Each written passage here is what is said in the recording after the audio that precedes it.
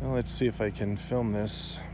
Neighbors are splitting wood, so I invited them over to check it out. There's his face, his eyeballs. Texture came out really good. A few things I could do better. Probably shorten the snout and a little more detail in the mouth. But the ears might be a little big, but I like it. Claws, I didn't know too much about the claws, so I just winged it.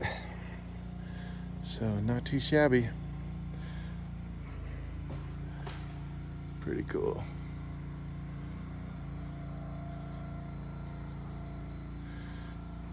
Finally got a bear.